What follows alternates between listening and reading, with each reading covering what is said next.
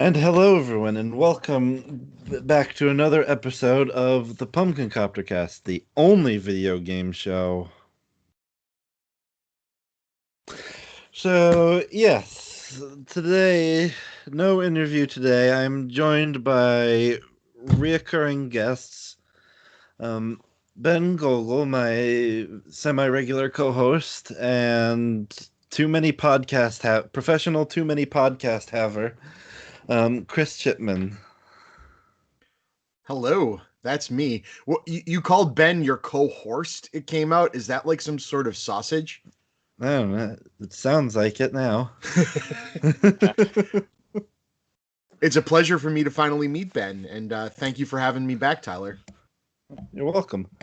And the acquaintance is mine. Sure.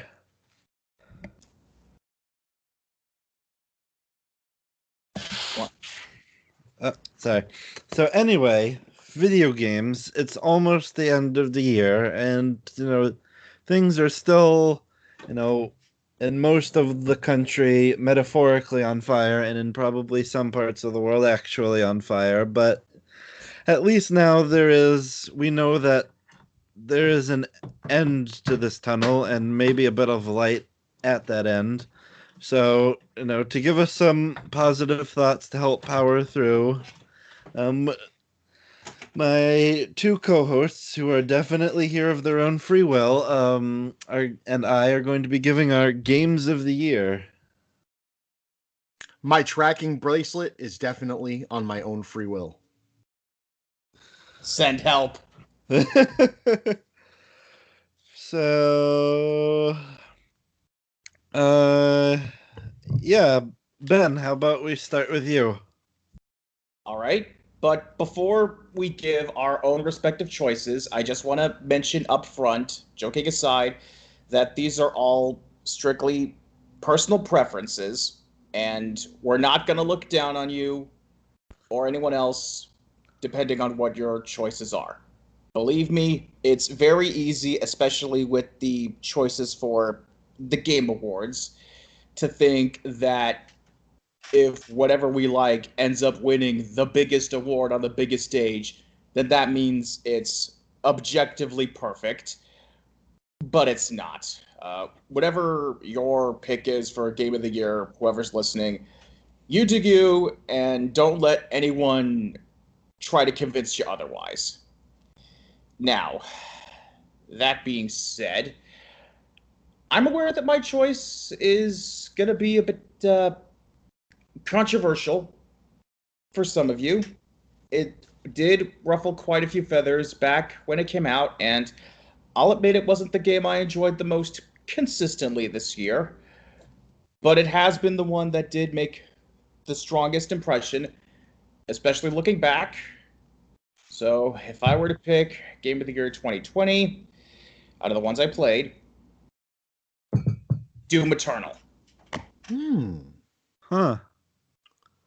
Yeah, I had a feeling that was going to draw quite a few interesting reactions.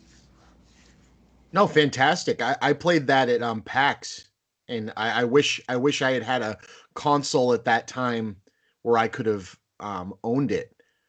Because I've only really played it that once, but I'd like to hear more. Go on. It had a great impression then for me. Right. Well, I should probably preface this with a little bit of context.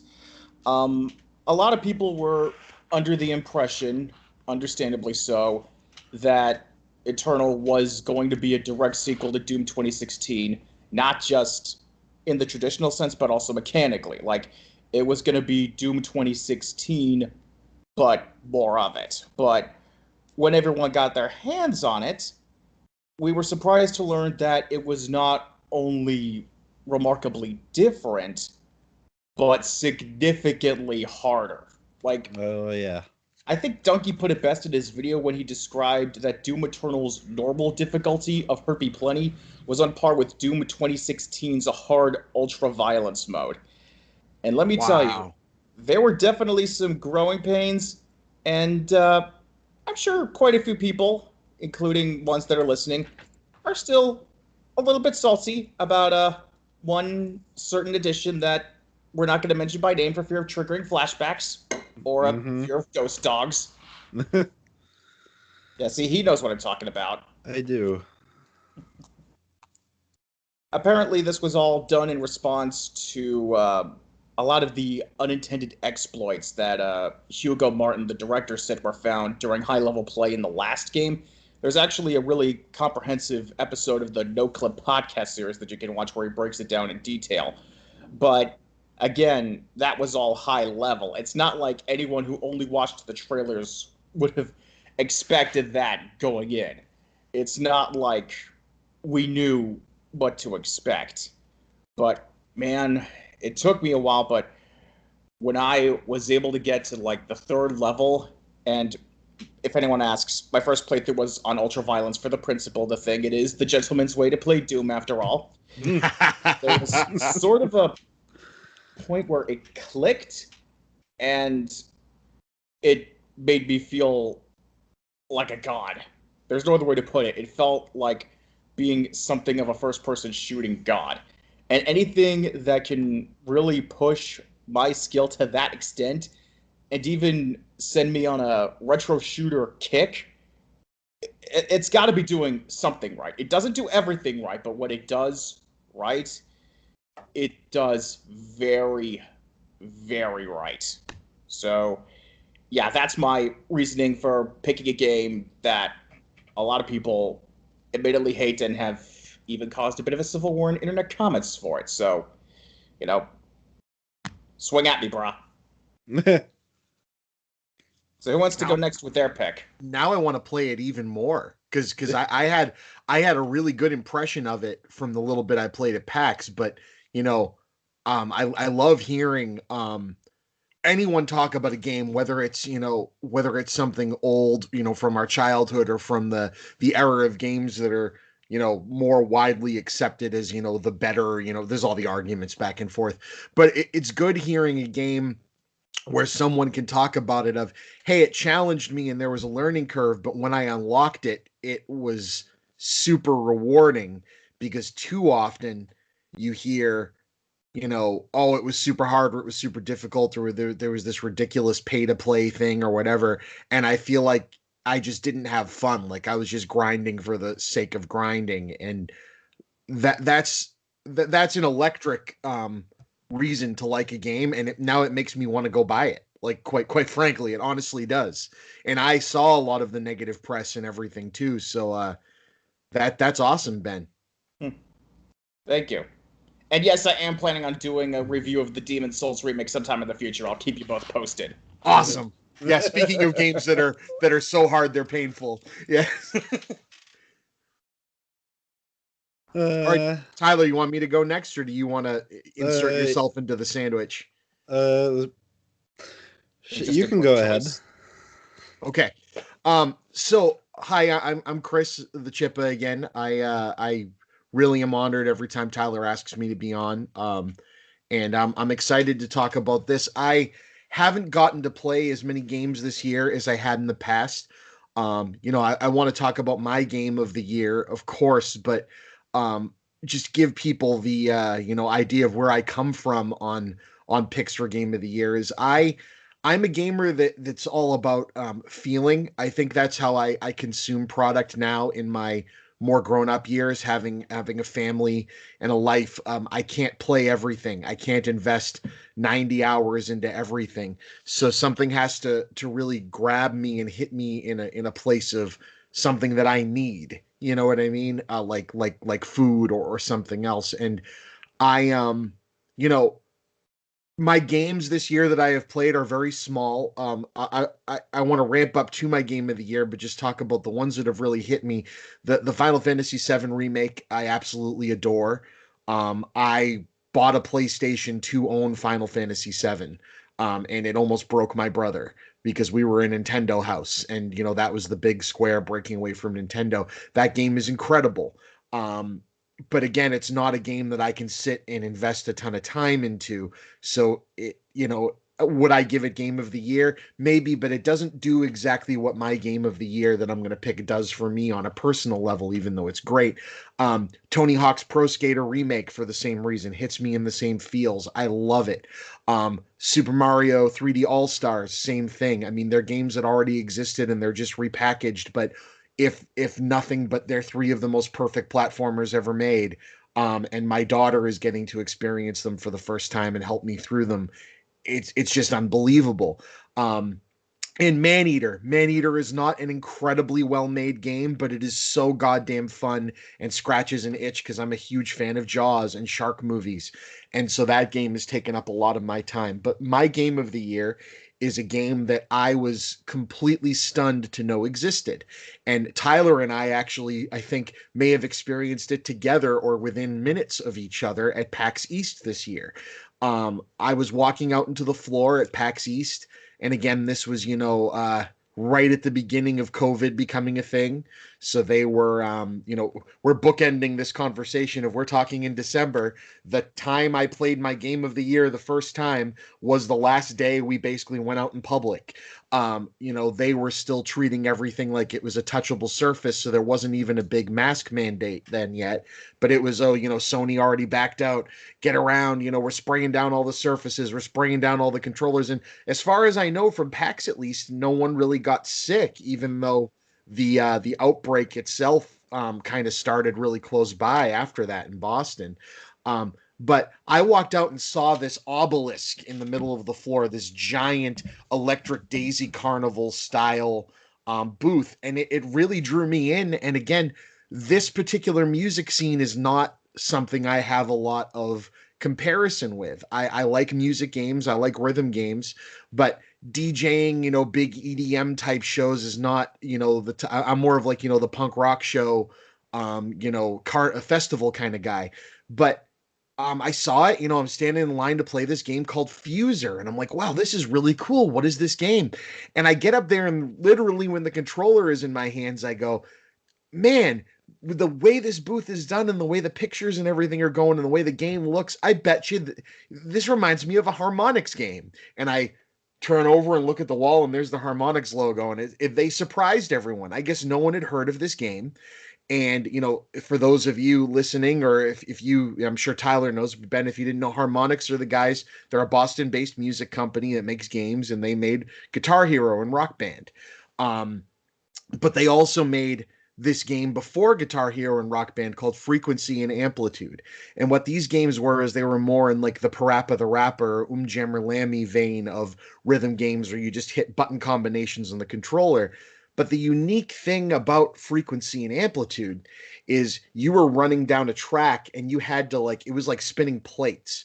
You had to turn on the vocal track and then get that going, and then turn on the bass track and get that going, and turn on the guitar. And if you didn't keep moving around, you didn't win.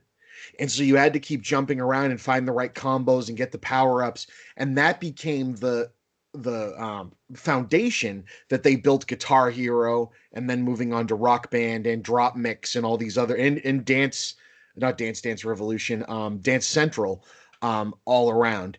And for a company, that moved away from the controller-based game into the peripheral-based game, and now back with this game, back into the controller-based game, I think they're sitting on a gold mine if they market it right. The game just came out a few weeks ago.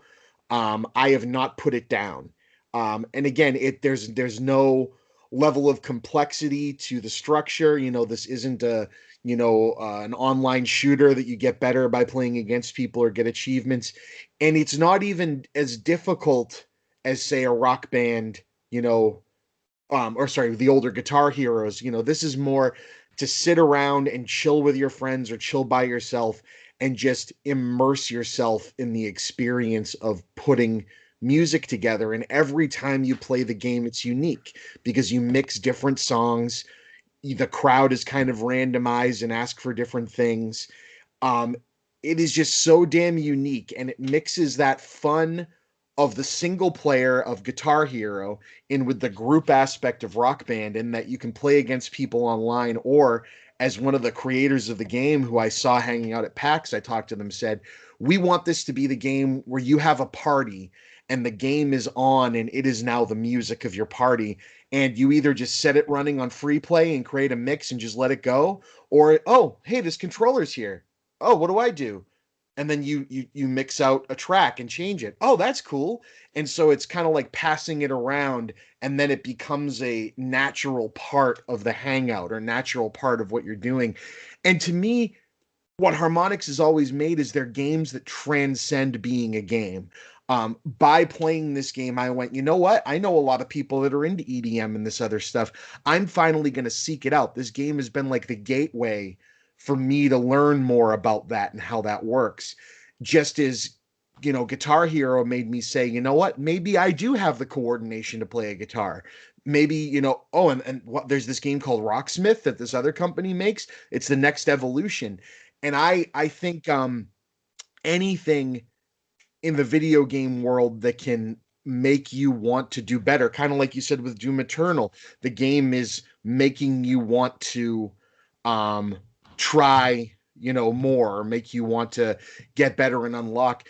This game fulfills, a lot of things for me that none of those other games that I mentioned did, because it's something I can sit around and chill and relax. I can listen to it. I can show it to my friends and have them cheer me along. I can't wait to learn how to Twitch stream and, get the feeling of people going like, oh, drop this track in or do this. And so for that reason, even though I've only had a month with it, I've been thinking about it since February, and Fuser is my game of the year for that reason. So. Wow. That, it clearly struck a bit of a chord with you. No pun intended. It did, yes. And you're not alone. I am admittedly something of a boomer when it comes to the old Harmonix titles. I've also been around since the early days of Frequency and Amplitude, so I know that sensation all too well. And interesting bit of trivia. This was after Harmonix left the Guitar Hero games, and when Neversoft, the original Tony Hawk guys, rest in peace, you'll always be remembered, when they were basically doing the Guitar Hero games, there was that one track on the third one, Dragon Forces Through the Fire and Flames. Yes! I don't remember where I heard it, but I think it was proven that beating that track on Expert was actually harder than trying to play it on a real guitar. And there was even an achievement for it in the Xbox 360 version, where if you were able to beat it on Expert, it was basically inhuman, which definitely says a lot. Yeah, I remember watching my friend Andrew beat that song on Expert, and I hearkened myself as being pretty good at the Guitar Hero games, but that was a song I was never able to conquer on Expert. It's just too much. It was too much. Yeah. You, me, and a good chunk of people from back in the day. But, as long as it makes people happy, easy or hard, that's what's most important. And on that note, Tyler, why don't you tell us about your pick? You've already told me a couple of times, but I'm not going to spoil it. So go ahead. Let's have your sentiments unfold themselves in front of the listening audience. Yeah. So my game of the year is, fairly obvious to anyone who's known like me and my taste in games growing up, and just, if my game of the year spiel sounds like I'm biased in Nintendo's favor, you're right. And yeah, and I picked this, and it's weird because this series has been I've been playing the games in this series since, let's see, I was at least 9. And I'm, of course, talking about my game of the year for the Nintendo Switch, which is Paper Mario: The Origami King. Woo!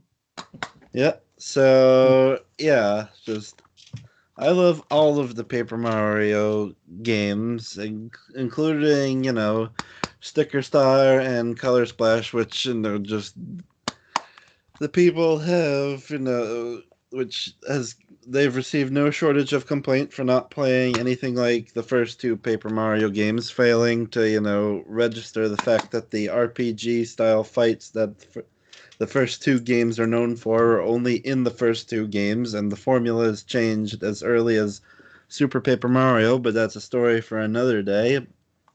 So, yeah, without spoiling anything, because, this game is this game gets, as weird, like the type of magic and like lore and stuff is about as weird as any other Paper Mario game, which is to say very.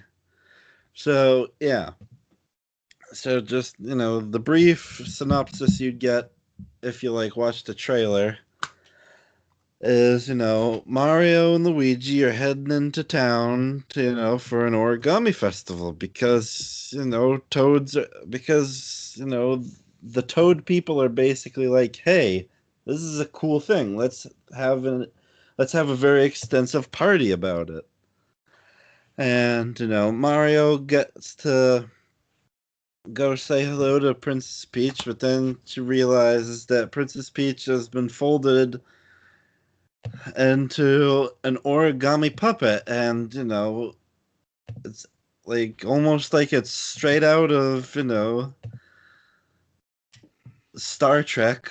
Like she asks Mario if wouldn't it be better if the world, if like all of the world was folded into glory, and basically things go to crap. Ordinary paper citizens are being just converted into, mindless origami drones, and Mario has to team up with, one of the best video game characters ever, because, Nintendo seems to hit it out of the park when it comes to, like supporting characters. We meet Olivia, which is just, relentless happiness if relentless happiness was sentient origami. And she realized like she needs Mario to help her take down her brother, the titular origami king in quotation marks, before he turns like the entire world into origami. And that's all I'm going to say because like Paper Mario, like Thousand Year Door, like Super Paper Mario, and like bits and pieces of Sticker Star and Color Splash, most people seem to think that, and with good reason, that most Mario games are just hunky dory, super fun, cheery time. But as anyone who's ever played like any of the Mario RPGs is known, is that Mario tends to have like two moods: bright and colored, cheerful, and you know horror's so like so like absolutely like terrifying to think about that it rivals most horror movies that have come out ever. And like anyone who's played like, Thousand Year Door as many times as I have knows that the Paper Mario games have quite a pedigree of unexpectedly going into supreme cosmic horror. And yeah, I'm gonna let all of you figure that out for yourself. And just other than that, like I know the Nintendo Switch isn't the best for like a graphical powerhouse for games like Doom or Doom Eternal, or some of like the big, like more conventional looking AAA games, but just really like they really put all of the bells and whistles into this, because like this is one of like the most beautiful of all the Paper Mario games, because like as the series has gone on, it's gone farther and farther into like the paper gimmick, and I guess the team decided like, hey, if we're gonna make Paper Mario papery, we might as well make it look like the best it could possibly be. And like everything looks like it's made out of paper. You see a character splash into the water, and like Like the ring of foam is just like a ring of white paper. All of the characters' houses look like there's some sort of like the game looks like it's the world's most disturbingly comprehensive diorama, and and as someone who appreciates this more and more, like the type of weird, like wacky dialogue that you'd expect from a Paper Mario game is there in spades. And yeah, and it's just gorgeous, and like a common thing for a lot of RPGs is to make the like locations you visit feel lived in, and they really do that too. Whereas you go into Toad Town, you see all the Toad's houses. It's decorated like a house you'd expect people to live in, and you know, like if you want to be like just hit in the face with the most unexpected roller coaster of emotions out of a video game, as I have, then Paper Mario and the Origami King, I think, will give you a whole lot of bang for your buck. And yeah, that's my. Very solid choice all around. I love it. I'm just noticing something now because I hadn't looked at the title graphic for Origami King in a bit. The O at the beginning of Origami King looks like the Aperture Science logo from Half-Life.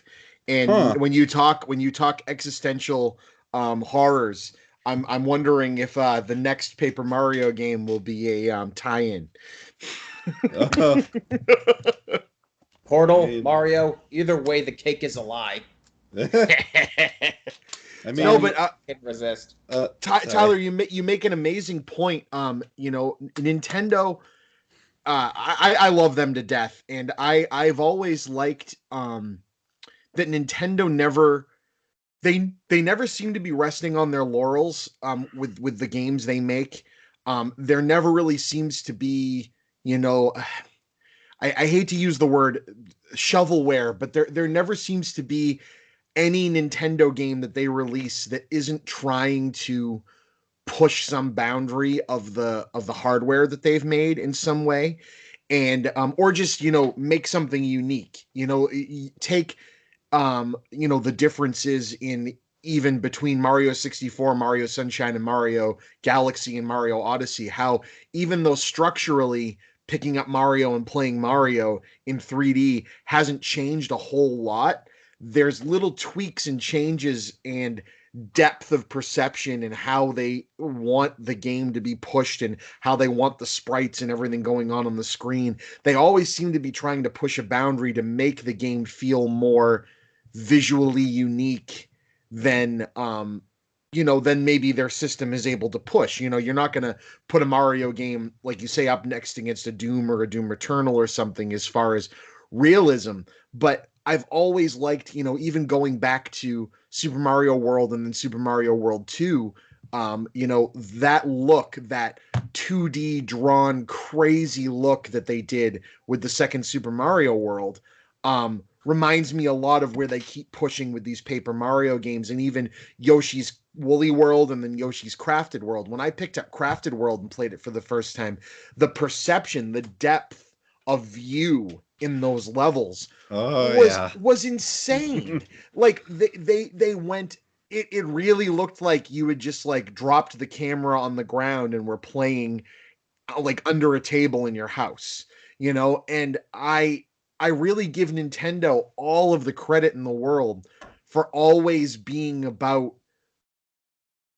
just making it be unique and different. And, I look back to like picking up 3D World and playing it again and realizing that a lot of the detraction that came around Super Mario Sunshine was not that it wasn't a good game. It was kind of like the Doom Eternal thing that he's talking about earlier. The leap between Mario 64 and Mario Sunshine in how much they tried to do with the 3D platforming. Sunshine is one of the few 3D Mario games that I would outright call hard. You, Oh you, yeah. you know, like, and again, it's not impossible, but it's way more like Mario and Mario 3 in like the levels of some of this stuff is just going to be controller smashingly frustrating. And Mario 64 and Galaxy and Odyssey do not have nearly as much of that. They're much more about the experience, where Sunshine is just like, we're going to make you play this stupid, annoying thing 85 times until you get it absolutely right. And I just love that Nintendo has, you know, people say, oh, you're making the same thing over and over again, but are they? I mean, look at Breath of the Wild in comparison to Wind Waker or Skyward Sword. They're three completely different games. They're using the same foundation to get you there, but they're trying all kinds of different things. And I think that's fascinating. And the Paper Mario games are no exception. Yep. It's interesting you mentioned all this stuff because just as a tangent, I heard that the Switch port of Doom Eternal is coming out next week, digital only, and it's going to take up a whopping 18 gigabytes. So Oh, hopefully it turns out okay, but the radio silence on that one doesn't have me feeling very optimistic. the port of 2016 was wonderful, considering what the Switch is able to do. The fact that like I could pick that up at work on my lunch break and go online and play Doom, I'm like, this is great. I don't know. But yeah, you Yep. never know. You never know, right? Especially after the game kind of got lukewarm reception. You never know how much time they're really going to put into that port. Yeah. Yep. So, anybody have any honorable mentions as far as their Game of the Year picks are concerned? Hmm. The honorable mentions. So probably Doom Eternal, but that fell pretty far down on my metaphorical list due to in no small part to the part I'm not going to mention because otherwise I'm just going to go on like a 20-minute rant. And let's see. I get it. I mean, time has been a blur this year. It So really has. It really has. let's see. List of. Um. Oh yeah, I forgot. Before we move on to anything else, I should mention that I got some correspondence from some of my patron Patreons, and Chris. Full disclosure, Chris is one of my patrons when he already gave his, but and something that should not be a surprise at all. One of my patrons, Aceville, is like which no one should be surprised of. His choice was Animal Crossing: New Horizons, Oh something yes. something that we all desperately needed this year, especially this year. Right. Yeah, that And that game is wonderful. yep, and most recent patron Ray, hers also was Animal Crossing because it's just Animal Crossing. It's of the most gorgeous Animal Crossing has ever been, and you can make your own island and have all manner of wacky adventures, and torment the museum curator who has like a profoundly pronounced phobia of insects. And yeah, and let's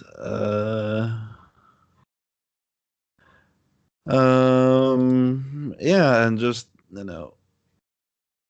like Super Mario All Stars technically, I suppose, and oh goodness, it's been a lot I've forgotten.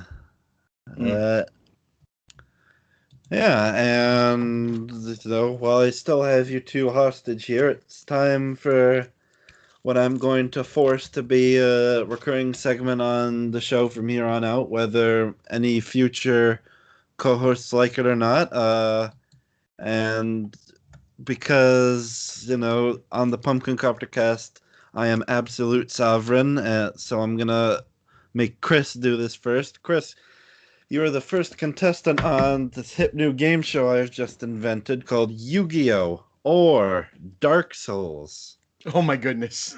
in which, I read the name because some clarification. If there's one thing, people who play Yu-Gi-Oh! And people who play the Dark Souls games can acknowledge is that, the names of the various enemies and bosses sound like a dictionary that had a 103-degree fever nightmare. And and Ben, I know you've played most of them, so you know that's true. Yes, that's true. And I might as well just mention, in case anyone's curious, just my own experience with them. If I could just count it off. There was I beat Demon Souls once, the original, back on the PS3. Dark Souls 5 times, Dark Souls 2 4 times, Bloodborne 4 times, Dark Souls 3 5 times, and Sekiro on New Game Plus. It's how it works. I have to mention these kind of credentials whenever the topic comes up. It's the law. Yep. I didn't make that choice. So let's start. Let me just pick a name at random. So Chris, Yes. Dark Geroid, Yu-Gi-Oh! Or Dark Souls. Oh boy. So it's not a bad 80s what's the word, fantasy movie. Okay. So it's got to be Yu-Gi-Oh! Or Dark Souls. I'm going to go with Yu-Gi-Oh, sir. You are correct. I'm holding the card right in front of me. Yeah, Dark Geroid is a 4-star Yu-Gi-Oh! Monster whose utility is mostly for its effect, but that is something for another day. And let's see, Ben. Let's see, Soul-Absorbing Bone Tower, Yu-Gi-Oh! Or Dark Souls. Hmm. I see how it is. We're not just sticking to the big obvious candidates. Let's see. I'm gonna go with. I'm gonna go with Yu-Gi-Oh. You are correct. You sure that's not like the call name for some frat brother playing Call of Duty at like 3 a.m? You never know. And let's see. Sorry. Back to Chris.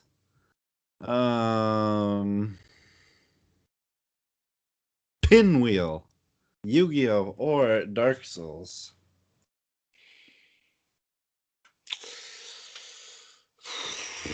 Ooh.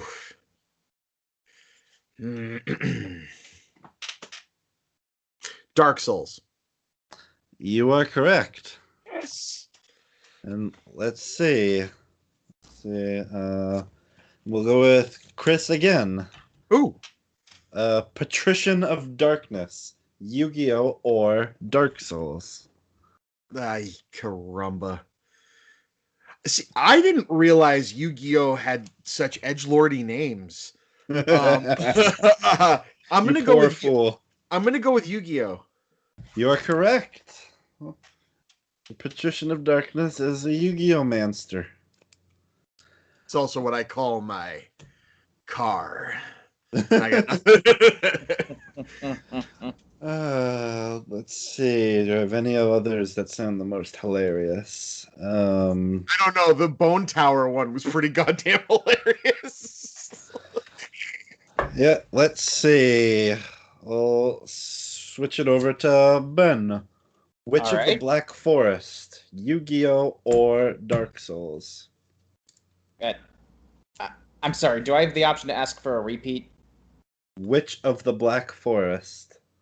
Let's see. I'm also going to go with Yu-Gi-Oh! On that one. You are correct. And let's see. We'll do one more because I don't... because the only ones I have that have edgelordy names are zombies and fiends, and I'm running out of those. So, Chris, Yes. Despair from the Dark, Yu-Gi-Oh, or Dark Souls? Oh, it's got dark in the title, so you might be trying to trick me. But I'm gonna go with Dark Souls. Wrong. Damn. You died. Yep. Despair from the Dark is in fact a Yu-Gi-Oh monster. And dead. Ben, one last one for you.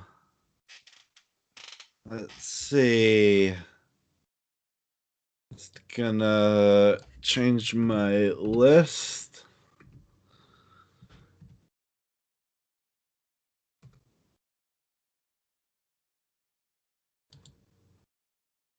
Let's see. Here we go.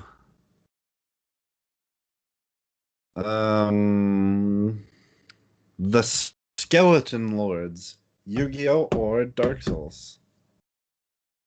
Dark Souls 2. Yeah. See, I knew you'd be the best at this. I don't know. And Doesn't that tie us up? I don't know. No, you're the only one that actually got a question wrong, so I know, but he did. I don't even. I lost count of how, because he did me 2 in a row once. true. But it's all in good fun. This ain't the Oh, no. Dark Souls of trivia. No, I'm just surprised I got any, to tell you the truth. That's right. Right. And yeah, that concludes the first the first segment of Yu-Gi-Oh or Dark Souls. And much like, Friday the 13th or the Nightmare on Elm Street franchises, it will never die. I will not We'll let probably it. have a very underwhelming crossover at some point. Possibly. So, yeah, this has been the Game of the Year episode of the Pumpkin Copter Cast. And any closing thoughts from you two before we officially begin the sign-off? Well, I do want to mention, since I am on a roll with this thing, that if anyone watching this or listening to it is morbidly curious, the best kind of curious, as to how anyone like me could have possibly beaten the Souls game so many times, I'm always available as a coach or a guiding figure. I know there's this not unreasonable misconception that a lot of people who play these games are a bunch of, for lack of a better word, egotistical jerks, as anyone who's ever given up in the tutorial areas can attest to. But it's not quite as exclusionary as you think. And if anyone out there either wants to or is struggling, they are welcome to reach out to me. And second point, for anyone right now who has been trying and struggling to get either a PlayStation 5 or one of the new Xbox Series consoles, you have my sympathies.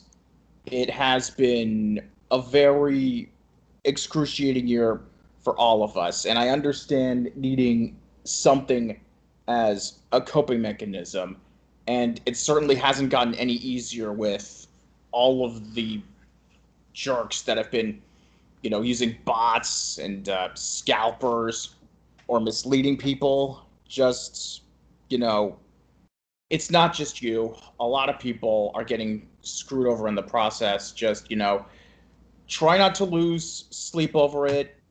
Stay safe, wash your hands, try not to just meet randos in the park. Trust me, the search for one will get absolutely better. Oh, and third point, since this is a Game of the Year discussion, on the off chance that Cyberpunk 2077 does live up to the hype, I will, of course, rescind my choice of Doom Eternal for Game of the Year and apologize profusely at the feet of CD Projekt Red. But on the flip side, if it gets less than a 77 on Metacritic when the first 20 user reviews go live, and all those custom GPUs explode in embarrassment, don't say I didn't warn any of you about not believing the hype machine. Oh boy. That's It's awesome. almost like taken for granted that that game is just magically going to solve all the world's problems, and we all know what happened when people felt that same way about Mighty Number 9. Yeah, or Tenet. Right. Don't worry, it's fine to go back to the theater and get sick. Oh, is it now? Oh God. Yeah, no, I really do hope that game is great, but I agree. We have to find your coping mechanism that you can have now. Because yeah, putting all your eggs in a basket like that is just setting yourself up to be disappointed. And I also feel terrible. I think back to when the PlayStation 2 came out, and it was so unbelievably impossible to find, and the internet was in its early doldrums. So not only were you dealing with bots and scalpers and terrible people buying them up, but also just the internet, losing your order, and it makes me think of how weird retail was at the time, where my brother worked at a Suncoast Video, not a place that would ever expect to get a PlayStation 2, and they got some shipped to them when you couldn't find it, and they weren't supposed to have it. So it was one of those things where it's like, why do we have these? And they, my brother bought one for me, and it's I feel kind of bad about it but I was also a kid at the time, so I was in the target demographic of someone that should have that console if they wanted it. But I just feel for so many people that like want to get this for their kid or their husband or their wife or their friend, whatever, for the holidays. And whether it's intentional supply and demand manipulation, like our good friends at Nintendo are known so well for, or if it's just hey, we're in a pandemic and it's just really hard to make so many, and also we haven't figured out a great way to deal with scalping assholes. Whatever it is, it's sad. It's sad that it has to be that way when that could do so much good right now. Right. And it's interesting you mentioned that Suncoast example, because I came across an interesting story where Kohl's, of all places, got a bunch of PS5 stock, and it just showed up as a random bit on Twitter. And apparently they sold, quote-unquote, so many PlayStation 5s that they blew past their stock allocation, meaning that, yes, even people who successfully pre-ordered it through the site didn't run into any crashes, got the confirmation emails and all that, they got a follow-up saying that their pre-orders were unceremoniously canceled. Oh. What the hell? Yeah. A real F in the chat if ever there was one. Yep. Yep, and with that, we come to the conclusion of this episode of the Pumpkin Copter Cast. I would like to thank my two co-hosts for coming here of their own free will. Always a pleasure. Yes, indeed, always a pleasure. And I Tyler, the bracelet is beeping now. Should I be concerned? No. So anyway, yeah. If anyone listening at home enjoyed this, feel free to like and subscribe, do all of that stuff. If for some reason you've enjoyed the content I've been putting out over the past, 4 years I've been doing this, you can go to patreon.com/thepumpkincoptercast, and for as little as $1 a month, you can submit questions for me to use in future interviews. And if you two want to plug things, now is the time. Go for it, Ben. Well, I already said that I would volunteer my services as a mentor figure for anyone struggling with the Souls games, or for that matter, the upcoming Neo collection that's going to hit PlayStation 5 in a couple of months. I was actually going back and forth between Neo 2 and Doom Eternal, but I realized that whichever one I chose, I was going to look like a completely uncaring psychotic, so that was a moot point. Well, me, I'm a guy who makes shows, as Tyler said. I make too many of them. I make 4 podcasts. You can find them all by searching The Chippa Made This. If you find Chris Chipman on YouTube, you'll find my other stuff. I make a spicy wing challenge homage. I don't know if you ever heard of the show Hot Ones, but I do one with beer called Hopped Ones. It's an interview show where we drink 10 weird beers and get silly. I just recorded a virtual version of that, which was a really hard thing to coordinate, and it's going to be an even harder thing to edit, but I can't wait to get that out there. And I also do a show called This Made the Chippa, which is only there for my patrons. So get on over to patreon.com/thechippa if you want to see that, where I'm going through every year of my existence and talking about things that happened in those years and films and other things that came out that year. And just, obviously when I'm a baby, it's talking about, when I experienced them later in my life and just kind of putting you in a time and place of what I've lived through and what's made me the crazy geek I am today. And that's me. And please support me. And if you're listening to this right now, which I'm sure you are, if we get to 150 patrons on my end, anybody who is a patron of both mine and Tyler's will win a copy of The Messenger, an awesome 2D side scroller that we have a Steam code for, and we want to give it to you. So if you're both a patron of mine and Tyler's, when I hit 150, we're gonna pick one of you out of a hat, and you're gonna get the game. So enjoy that. And yeah, with all that being said, this has been the Pumpkin Copter cast, and as I am, forced to say at the end of every show, have a gourd day, everyone.